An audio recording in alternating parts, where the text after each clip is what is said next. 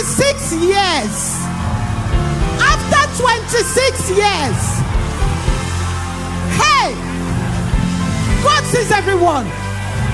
He didn't just give one. He didn't just give two. He didn't just give three. He gave 6 or 3 boys and 3 girls. Balanced equation. Hey! Wonder working God. I'm so shocked. I'm so shocked. Can someone give the Lord a big shout? Hey! It's never too late. It's never too late. With God, it is never too late. Arise. Arise. What God cannot do. Good morning, church. Good morning, church. Good morning. Everybody's excited. I flew in all the way from Italy to give this testimony wholeheartedly. And I'm into import and export. It all started December last year, 2020. My husband called me that my daughter normally have temperature between 30, 40. And I told my husband, I said, it's too high for a little girl of just 7 years and a half. So I told my husband, I said, just take her to the hospital, of which he did. So when he got there, they tested that. They said there is nothing wrong with her, that he should take her home. I said, no. Let her stay there with them, because 39, 40 is much. And me, I'm here in Nigeria. So I quickly called my agent to rebook my ticket. I went back home. So that was on the 22nd. I flew in to Bologna, and I went direct to the ICU. To the hospital. Getting there, we stayed in the hospital. We admitted for 2 weeks. They will take our blood in the morning, nothing is wrong. Take our blood in the evening, nothing is wrong.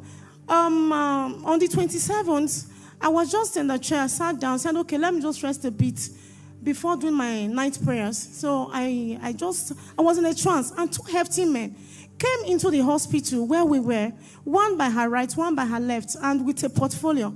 And I asked, I said, what are you doing? The man said, he's here to harvest her organs. I said, no. So I opened my eyes. I started praying till 1:30 in the night. Called my husband. I said, babe, this is what I saw. Let's pray. My husband said, we have been praying. We will still continue. I said, okay. So every time her body would be hot. And on the 3rd of January, 2024, I betted her. I took care of her. And at about 4 p.m. in the evening, the only word my daughter could just tell me, and it still sounds like a bomb in my head. She just said, Mommy, she's 7 years plus, and she's a lover of Pastor Jerry, and I'm happy for that. She said, Mommy, please, can you pray for me? Mommy, please pray for me. I said, I prayed for her. I said, please, Mommy, can you tell the God of Pastor Jerry to pray for me, to heal me? I said, don't worry, you'll be healed. Before within the period of 15 minutes, she was just shutting down. She said, Mommy, I can't breathe. I said, how? She said, Mommy, I can't breathe. I called in nurses. More than 30 nurses were attending to her. Before I could say anything, they rushed her to the ICU. One seems just like that, a child's play. They put this tube on her head. We went home. They said we can't stay with her. In the next morning, by 8 o'clock, by 10 o'clock in the morning, they called. They told her that, because that night we prayed and played, oh God, show us mercy, with our picture attached to it. The doctors called us from the hospital, from the ICU unit, and said they don't even know why the child is still alive.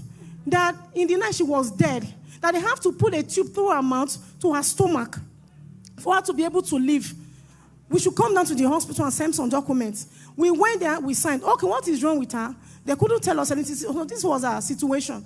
After about 4 days, they came and they said, because they said the organs in the body is fighting against each other. The immune system is fighting against each other, that she has lupus and her body is on fire. That the liver is getting bigger, the kidney is shrinking, and the respiratory system is totally burnt. So there is nothing they can do about it. It's just for us to wait until the body comes down. I told them, I said, quello che Dio non può fare non esiste. That is to say, what God cannot do does not exist. And I told them, I said, leave her. If her heart is still breathing, she will live and she will be fine. They told me, via Samantha, that is going away. This one is out of her head. You don't understand medical terms. I said, okay. We still continue. They told me that the different diseases started sprinkling up. Fast forward to, after about a few days, they called us. They told us that the major problem is that all her lungs is filled with liquid. That the liquid, they will not even allow them to administer anything to her. It will not work for her lungs. On the 14th, I prayed. I started crying. I prayed. So on the 14th of January, on the third service, Papa came here wearing white. After he gave the first one, the second one, he put his hand on the altar and said, every liquid, because I was not doing my Sunday service in the ICU. That was now my second home. Papa said, I can see him, so he was sad and brutal in his words. He said, every liquid in the lungs be reversed. That was on the 14th of January. On the 14th, so I said, I shouted amen in the ICU. Said God. So we spoke on the next day, on the 5th, because they normally draw away liquid from her mouth, from the tube, so that it will be less. On the 5th, they came again to draw liquid. No liquid. Liquid dried. We were still on the altar of fire. On the 27th, after the ending of our prayer, a lot of testimony, everything, a lot of prophecy was coming. Then on the 27th, the day we ended our fasting and prayer of the year, they called me into their office, and before that time, when the liquid was in our lungs, they called us to the counseling room. They called me and my husband, and they said the chances of the child surviving was just 5. That she will not live, she would die. So they would just administer some drugs to her for her to try their best if she will live. But the best is for us to off the machine so that she will not be suffering. And I told them, I said, quello che Dio non si può fare non esiste. My God will do it. You are a medical practitioner, I don't doubt you. But I belong to a fire altar where the irreversible is being reversed. I belong to a fire altar and I'm a tither. I belong to the altar of fire. I will not bury my first child. I am an orphan, and nobody can take away what God has given to me. And when I was saying this for the front of the practical the doctors, I remember the dream I had on the 27th. I said, devil, you are a bastard. You will not take my child away from me. I am here. I am on the altar of fire. And every amen, since 2021, I've been following Pastor Jerry. I have said, let it begin to work for my favor. So, at the end of the day, fast forward on the 27th, they now told me that they have done all they could, that they have done everything, that there's nothing they can do anymore. So, now they want to take the decisions on the 28th. They are going to have a conference concerning her on the 28th to decide whether to off the machine or make me sign or how they are going to do, because she wasn't responding. I said, okay, no problem. I went back home. I went on my knees, on my closets, because that is where my power is. That is my source of strength. I went there and I said, God, now it is your turn. Me, I can't do this anymore. I blast in tongues. I spoke in tongues. We played, oh God, show us music throughout the whole night. On the 28th that they were supposed to have the conference, all the whole machine shut down. They couldn't control her. They couldn't control her respiratory system. When I came to the ICU, I said, okay, what is the result? They said the machines are not working. I said, a big hospital like Maya, the biggest hospital in Italy, in Toscana. I said, it's shut down. They said, very good. So on the 29th, my Pastor Jerry was, during the service, I said, exactly as about 7:30. Pastor Jerry was saying, everything, as sickness has fallen. Everything you want to fall in your life, begin to say it. I say respiratory failure has fallen. Every sickness has fallen. Lupus has fallen. So from there, Pastor Jerry said, respiratory system, oh, where are you? Oh, it has fallen. Oh, respiratory failure has fallen. Oh, I said, Jesus, that is my word. I went back to the ICU. Got in there, they told us that 60% from 5% dead, from 99% dead to 60% back to life. That the respiratory system was 60% back to life. But the 40, that we are going to manage it for the rest of her life. That we are going to, there's a tube they put here, which is, they call it track. That she's going to be using it to take oxygen. I say me. I said, no, I will not service negativity. I rebuke it in Jesus' name. That is not my portion. At the end of the day, the process was still going until February. On the 10th of February, I called my husband and said, this thing is getting out of hand because from one problem to another, from one disease to another, I said, I'm going to Abuja. I said, I'm not only coming to Abuja here. I said, if I can only climb to this altar and pray, I said, I know there will be change. I bought my ticket. I came to Abuja. I took my flight. I came down to Abuja. When I came to Abuja, I said, I'm not only come here to pray. I will buy a property in my daughter's name. And she will come back from that ICU with that respiratory system. I don't bloody care what the medical situation is talking about. But she will come here because I will not bury anybody. Pastor Jerry always say, we will not bury and we shall not be buried. I came here. I stood outside. It was before the Ghana conference. Pastor Jerry was having a meeting. I sat outside with my daughter's picture. I stood there for hours. And after some time, God showed, I was praying. I said, God, let Pastor Jerry show me mercy. Use Pastor Jerry. Put my word in Pastor Jerry's heart. Let him remember me. And after some time, I saw a protocol coming out with a mantle and said, man, Pastor Jerry said I should give this mantle to you. Take it to the child. I said, okay, I collected the mantle from him. After I collected the mantle from the protocol, I was still standing. I didn't go. Now, I waited for Pastor Jerry to still come and lay hand on the picture of my child. And immediately I heard a voice. He said, I'm no longer there. I didn't send you to him. Collect the mantle and go. I came to this altar. I knelt down. I prayed. I went back. The next day was, oh God, show me mercy. I came to this altar.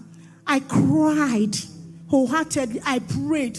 And during that process of prayer, I was praying. I said, God, I've come here.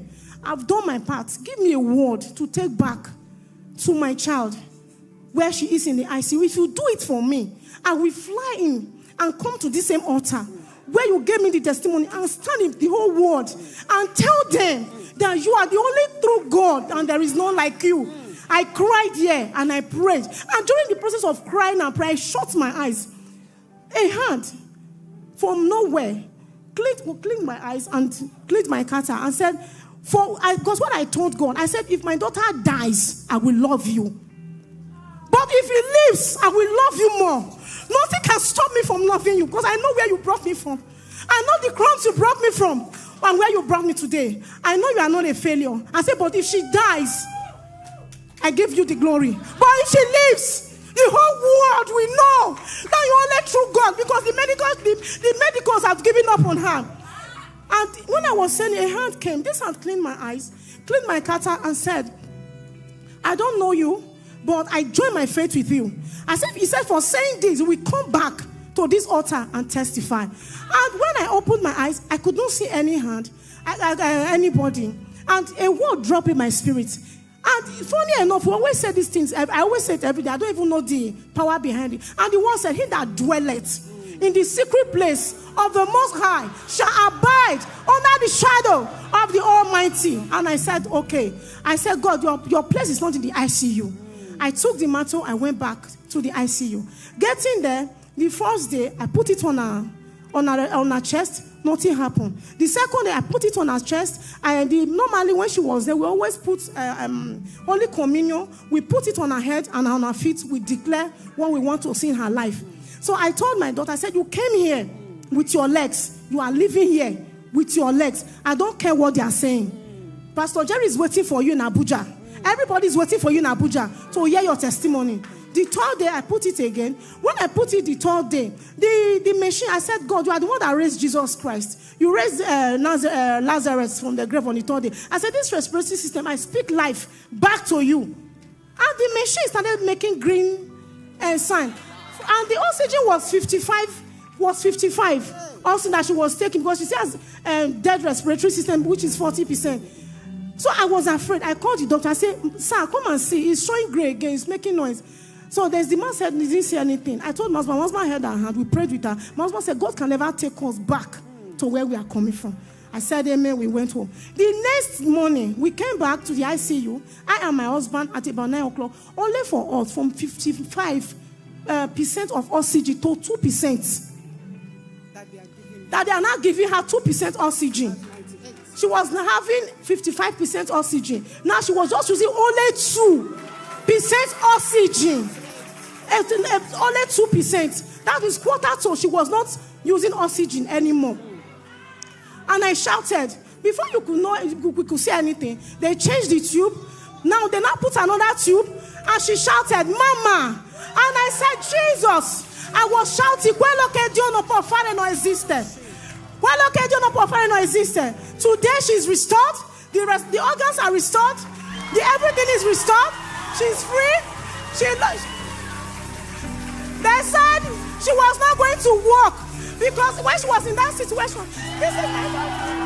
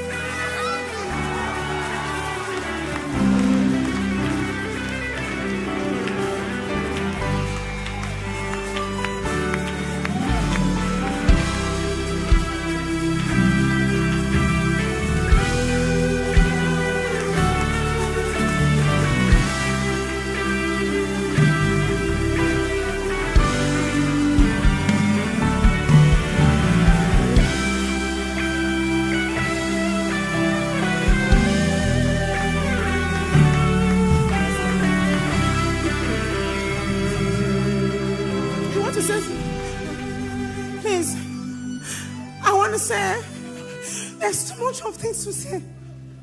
I've cried, I've gone mad. But, you know what? Please, be consistent in your prayers. It might not be easy. Pastor Jerry might not mention your case. Why? It's because the more it lingers, the more bigger it is. This child was discharged 3 months ago. Does she look like what she has been through? People don't even recognize her.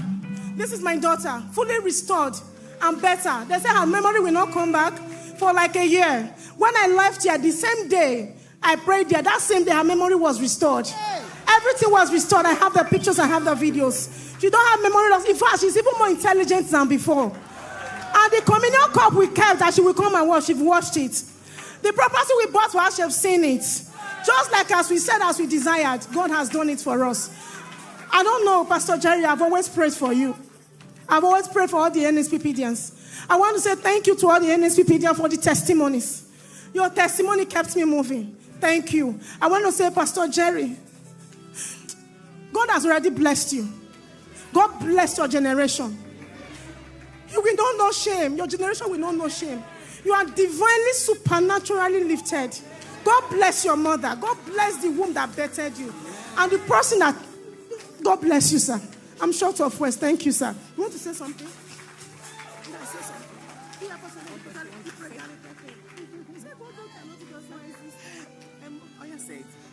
What God cannot do does not exist. Glory! Is someone giving the Lord a big shout?